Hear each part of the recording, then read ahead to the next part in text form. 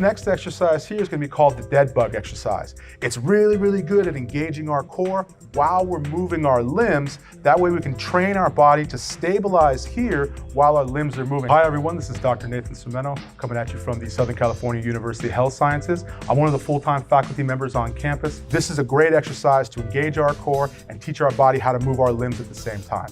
We're going to start out here with the feet flat on the table, the knees bent, and then both hands are going to come up about the level of the shoulders right here, about 90 degrees, palms facing each other here. Now, we're going to train our body to move the arms. One arm's going to stay perfectly still, the other arm's going to move back so that our arm lines up with our ear. We're going to move back here, overhead. Good. Notice his thumb's kind of pointing straight down to the ground. He's moving in a nice straight line, coming back to the top. Okay? And bring it back. Okay? Make sure the arms stay nice and even. We don't want them drifting apart or moving around. They're going to stay nice and parallel to each other.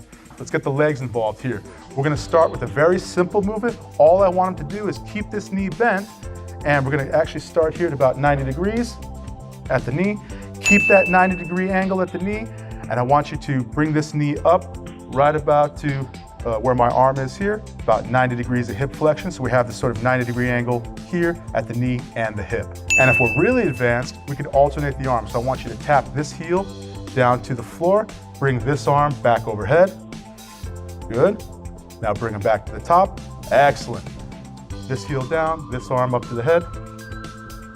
Okay, and now his core is really working strong here to try to maintain this stable position as the arms and legs are moving on the opposite sides. So this is going to be really good for most people to help train their core musculature, which is not just the belly, not just the sides, but the back as well, and help protect that spine. Some real common ways that people can injure their back. A lot of people are working at their desk at home. They're not really getting up, they're not really moving as much, so a lot of the core musculature gets really deconditioned and not used to stabilizing the spine.